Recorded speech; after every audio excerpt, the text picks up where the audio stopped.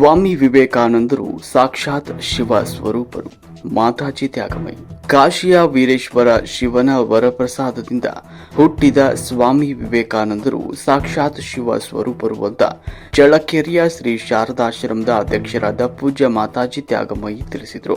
ಚಳ್ಳಕೆರೆ ನಗರದ ವಾಸವಿ ಕಾಲೋನಿಯ ಶ್ರೀ ಶಾರದಾಶ್ರಮದ ದೇವಸ್ಥಾನದಲ್ಲಿ ಸ್ವಾಮಿ ವಿವೇಕಾನಂದರ 164ನೇ ಜಯಂತ್ಯೋತ್ಸವದ ಪ್ರಯುಕ್ತ ಆಯೋಜಿಸಲಾಗಿದ್ದ ವಿಶೇಷ ಸತ್ಸಂಗ ಕಾರ್ಯಕ್ರಮದ ದಿವ್ಯ ಸಾನ್ನಿಧ್ಯವನ್ನು ವಹಿಸಿ ಆಶೀರ್ವಚನವನ್ನ ನೀಡಿದರು. ಸ್ವಾಮಿ ವಿವೇಕಾನಂದರ ಸಮಗ್ರ ಜೀವನವನ್ನ ಅವಲೋಕಿಸಿದ್ರು. ಇನ್ನು ಸ್ವಾಮಿ ವಿವೇಕಾನಂದರ ಸಂದೇಶಗಳನ್ನ ತಿಳಿಸಿದ್ರು. ಸತ್ಸಂಗದ ಆರಂಭದಲ್ಲಿ ಶಾರದಾಶ್ರಮದ ಸದ್ಭಕ್ತರಿಂದ ಸಾಮೂಹಿಕ ಸ್ವಾಮಿ ವಿವೇಕಾನಂದರ ಭಜನೆಗಳು, ದಿವ್ಯತ್ರೆಯರಿಗೆ ಮಂಗಳಾರತಿ ಮತ್ತು ಶಿವ ಸೇವೆಯನ್ನ ಕೈಗೊಂಡ ಕುಮಾರಿ ಸಂಜನಾ, ಋತ್ವಿಕ್, ಡಾಕ್ಟರ್ ಭೂಮಿಕಾ, ಸಂತೋಷ್ ಅವರು ತಮ್ಮ ಅನುಭವಗಳನ್ನು ಹಂಚಿಕೊಂಡರು.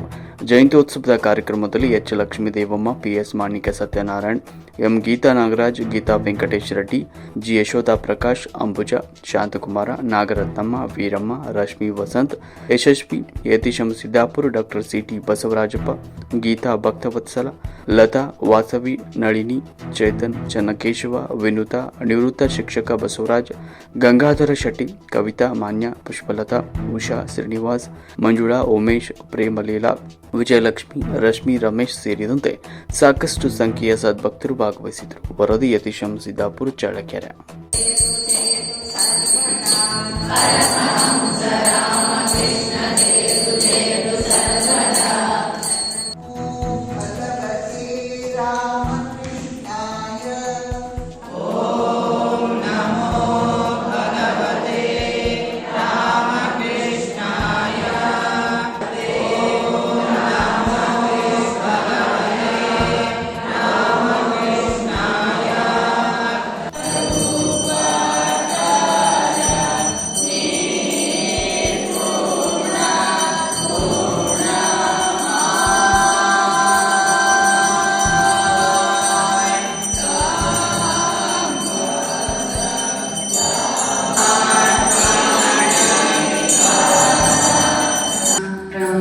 ಸ್ವಾಮೀಜಿ ಬಗ್ಗೆ ಅವ್ರಿಗೂ ತಿಳಿಸಿ ದೊಡ್ಡ ಹಾಸ್ಕೊಂಡ್ಬಿಡ್ತೀಯ, ಎಷ್ಟು ಕಷ್ಟ ಮಾಡಕ್ಕೆಲ್ಲ ಅಂತಂತ ನಾನು ಏನಾದ್ರು ಶ್ರೀಮಂತನೇ ಜಯ ಪಾಟೀಲಿಂದ ಶ್ರೀಮಂತರು ಈ ಕ್ಷೇತ್ರನ ಖಂಡಿತ ಕೊಡಬಹುದು. ಆದರೆ ಇವತ್ತು ಸಾಟರ್ಡೆ ಜನ ಕಡಿಮೆ ಬರ್ತಾರೆ ಅಥವಾ ಬ್ಯಾಚ್ ಅಂದರೆ ಟೂರಿಸ್ಟ್ ಪ್ಲೇಸ್ ತರ ಇರೋದ್ರಿಂದ ಭೂಲೋಕದ ಕಡೆಗೆ ಇಳಿದು ಬರುವುದನ್ನು ಶ್ರೀರಾಮಕೃಷ್ಣರು ನೋಡಿದ್ರು. ಆ ಒಂದು ಅಂಶವೇ ಸ್ವಾಮಿ ವಿವೇಕಾನಂದರು. ಹಾಗಾದರೆ ಆ ಮಗು ಯಾರು ಅಂತ ನಮಗೆ ಒಂದು ಕುತೂಹಲ ಬರುತ್ತೆ.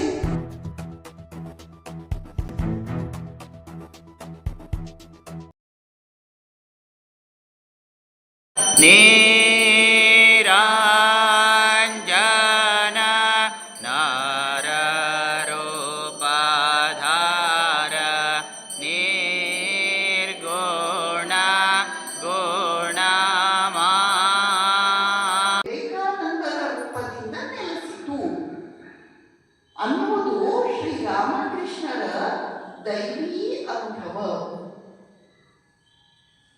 ಸ್ವಾಮಿ ವಿವೇಕಾನಂದರು ಶಿವ. ಅವರು ಕಾಶಿಯಲ್ಲಿ ವಿಶ್ವನಾಥ ಶಿವ ಅಲ್ಲ, ಇನ್ನೊಂದು ಶಿವ ದೇವಸ್ಥಾನ ಇದೆ, ವೀರೇಶ್ವರ ಶಿವ ದೇವಸ್ಥಾನ ಅಂತ ಇದೆ. ಯಾರು ಕಾಶಿಗೆ ಹೋಗಿರ್ತೀರಲ್ಲ ಅವ್ರು ನೋಡಿರಬಹುದು. ಕಾಶಿಯಲ್ಲಿ ವೀರೇಶ್ವರ ಶಿವನ ದೇವಸ್ಥಾನ ಇದೆ. ಆ ವೀರೇಶ್ವರ ಶಿವನ ಆಶೀರ್ವಾದದಿಂದ ಹುಟ್ಟಿದವರು ಸ್ವಾಮಿ ವಿವೇಕಾನಂದರು. ಸ್ವಾಮಿ ವಿವೇಕಾನಂದರ ತಾಯಿ ಕಲ್ಕತ್ತಾದಲ್ಲಿ ಪ್ರತಿ ಸೋಮವಾರ ಶಿವನನ್ನು ಕುರಿತಂತೆ ವಿಶೇಷ ಪೂಜೆ, ಪ್ರಾರ್ಥನೆ, ವ್ರತ ಮಾಡ್ತಾ ಇದ್ರು. ಅದೇ ಸಮಯಕ್ಕೆ ಸರಿಯಾಗಿ ಅವರ ಒಬ್ಬರು ಚಿಕ್ಕಮ್ಮ ಕಾಶಿಯಲ್ಲಿ ಇರ್ತಾರೆ. ಅವರು ಕಾಶಿಯಲ್ಲಿ ವೀರೇಶ್ವರ ಶಿವನ ಸನ್ನಿಧಾನದಲ್ಲಿ ಅದೇ ಪೂಜೆಯನ್ನು ಅವಳ ಹೆಸರಲ್ಲಿ ಭುವನೇಶ್ವರಿ ದೇವಿಯ ಹೆಸರಿನಲ್ಲಿ ಮಾಡ್ತಾ ಇದ್ರು. ಹೀಗೆ ಭುವನೇಶ್ವರಿ ದೇವಿ ಮತ್ತು ಅವರ ಮುದಿ ಚಿಕ್ಕಮ್ಮ 1 ವರ್ಷ ಕಾಲ ಪ್ರತಿ ಸೋಮವಾರ ವೀರೇಶ್ವರ ಶಿವನ ಪೂಜೆಯನ್ನು, ವ್ರತವನ್ನು, ಅರ್ಚನೆಯನ್ನು ಮಾಡಿದ್ರು. ಅದರ ಮುಖ್ಯ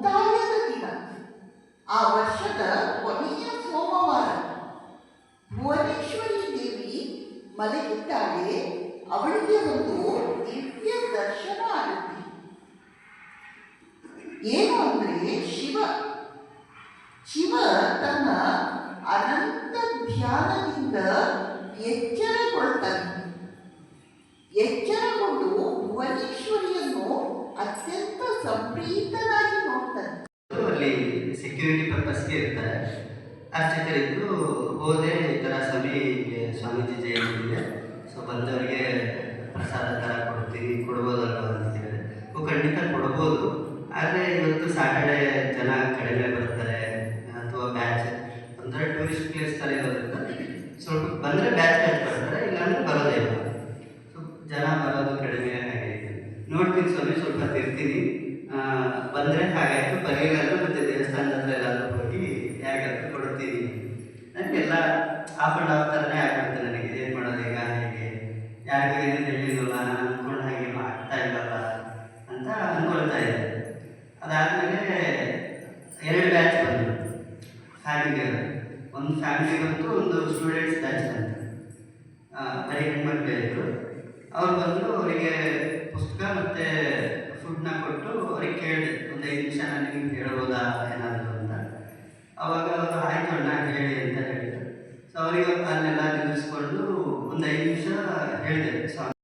ತರಿಸ್ಕೊಡ್ತು ನನಗೆ ಇವತ್ತು ನಿಸ್ವಾರ್ಥತೆಯಿಂದ ಕೆಲಸ ಮಾಡುವಂಥದ್ದು ಅಂದರೆ ಹೇಳ್ಕೊಡ್ತು. ನಾನು ಜೀವಶಿವ ಸೇವೆ ಮಾಡುವಂಥ ಅಂದರೆ ಕೆಲಸ ಮಾಡುವಂಥ ಜಾಗ ಕೊಡ್ಕೊಂಡಿದ್ದು ಬೆಳಗು ಸ್ಕೂಲಲ್ಲಿ. ಅಲ್ಲಿ ಓಂಕಾರ ಮತ್ತು ಕಿವುಡರ ಶಾಲೆ. ಅಲ್ಲಿಗೆ ಹೋಗಿ ಸ್ವಾಮೀಜಿಯ ಬಗ್ಗೆ ಅವ್ರಿಗೂ ತಿಳಿಸಿ, ಒಂದು ರೀಸನ್ ಏನಕ್ಕೆ ಈ ಶಾಲೆ ಚೂಸ್ ಮಾಡಿದೆ ಅಂತ ಹೇಳಿದರೆ ಅವ್ರಿಗೂ ಗುರುಗಳ ಆಶೀರ್ವಾದ ಆಗಲಿ ಅಂತ ಒಂದು, ಇನ್ನೊಂದು ಅವರು ಬೇಡ್ಕೊಳ್ಳಿ, ಆಮೇಲೆ ಮತ್ತು ಈ ರೀಸನ್ನಿಂದ ಆಗಿ ಅವ್ರಿಗೂ ಒಂದು ಖುಷಿ ಆಗಲಿ, ಅಂದರೆ ಏನಾದ್ರು ಒಂದು ಕೊಟ್ಟು ಬಂದರೆ ಅವ್ರಿಗೂ ಖುಷಿ ಆಗುತ್ತೆ ಅಂತ ಹೇಳ್ಬಿಟ್ಟು ಚೂಸ್ ಮಾಡಿದೆ. ತುಂಬ ಖುಷಿ ಆಯಿತು. ಅನ್ಯೋನ್ಯವಾಗಿ ಎಲ್ಲ ಸ್ವಲ್ಪ ಹೊತ್ತು ಟೈಮ್ ಸ್ಪೆಂಡ್ ಮಾಡಿ ಅಲ್ಲಿ ಆಶೀರ್ವಾದ ಮಾಡಿದ್ರು ಅಂತ ಅನಿಸ್ತು.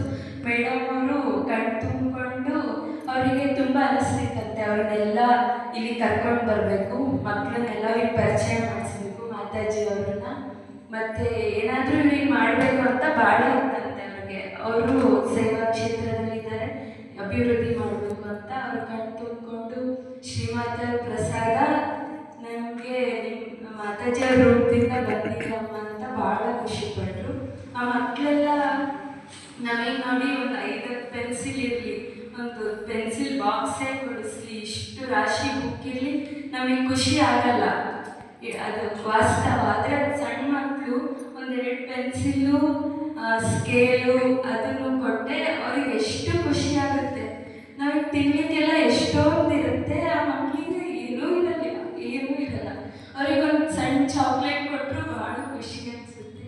ನನಗಂತೂ ಭಾಳ ಖುಷಿ ಹೇಳಿ. ಮತ್ತೆ ಬೆಳಗ್ಗೆ ಅವ್ರು ಫೋನ್ ರಿಸೀವ್ ಮಾಡಲಿಲ್ಲ. ಈ ಥರ ತುಂಬ ಪ್ರಾಬ್ಲಮ್ಸ್ ಎಲ್ಲ ಬಂತು. ನಮ್ಮ ಕ್ಯಾಂಪ್ ಹೆಂಗಾಗುತ್ತೋ ಏನೋ ಅಂತ ಅಂದ್ಕೊಂಡ್ವಿ. ಬೆಳಗ್ಗೆ 8:30 9 ಗಂಟೆಗೆ ಹೋಗ್ಬೇಕು ಅಂತ ಅಂದ್ಕೊಂಡಿದ್ದು, ನಾವು 11 ಗಂಟೆಗೆ ಹೋಗಿದ್ದೀವಿ. ಸೊ ಜನ ಬರ್ತಾರೋ ಇಲ್ಲೋ, ಎಲ್ಲ ಕೆಲಸಕ್ಕೆ ಹೋಗ್ಬಿಟ್ಟಿರ್ತಾರೆ, ಹೆಂಗಾಗುತ್ತೋ ಏನೋ, ಸಾಕಪ್ಪ ಬಂದಿದ್ದಕ್ಕೆ ಒಂದು 15-20 ಜನ ಆದರೂ ಬರಲಿ, ನಮಗೆ ಅಂದ್ಕೊಂಡಿದ್ದು ಆಗಲಿ ಅಂತ ಅಂದ್ಕೊಂಡ್ವಿ. ಬಟ್ ಕಾರಲ್ಲಿ ಹೋಗ್ತಾ ಇರ್ಬೇಕಾದ್ರೆ ಸಂಜನಾ ಅವ್ರು ಹೇಳಿದ್ರು, ಏನು ತಲೆ ಕೆಡಿಸ್ಕೋಬೇಡ, ಸ್ವಾಮೀಜಿ ಅವರಿದ್ದಾರೆ, ಅವ್ರು ನಮ್ಮ ಕೈಯಲ್ಲಿ ಕ್ಯಾಂಪ್ ಮಾಡಿಸ್ಬೇಕು ಅಂದ್ಕೊಂಡ್ರೆ ಕ್ಯಾಂಪ್ ಮಾಡಿಸ್ತಾರೆ, ಜನ ಬಂದೇ ಬರ್ತಾರೆ ಅಂತ. ಸಂಜನಾ ಅವರ ಕಾರಲ್ಲಿ ಆ ಮಾತು ಹೇಳಿದ್ದಕ್ಕೆ ಅಲ್ಲ ಹೋದಾಗ ಒಂದು 4-5 ಜನ ಇದ್ರು. ಅವ್ರನ್ನ ಕರೆದ್ರೆ ಅವರು ಇಲ್ಲ ನಾವು ಅವ್ರು ದೀಪ ಹಚ್ಚಿ ಬನ್ನಿ ಅಂತ ಕರೆದ್ರು, ನಾವು ಬರೋಕ್ಕಾಗಲ್ಲ, ನಾವು ಬರೋದಿಲ್ಲ ಹಂಗೆಲ್ಲ ಅಂತ ಅಂದರು. ಹಂಗೆ ನಾವೇ ದೀಪ ಹಚ್ಚಿ ನಾವೇ ಪ್ರೇಯರ್ ಮಾಡಿದ್ವಿ. ವಿವೇಕಾನಂದ ಅವ್ರು ಬೇಗ ಮಂತ್ರ ಹೇಳಿದ್ವಿ. ಅಷ್ಟರಲ್ಲಿ ನಾವು ಕ್ಯಾಂಪ್ ಮುಗಿಯೋಷ್ಟೊತ್ತಿಗೆ 115-120 ಜನ ಬಂದರು.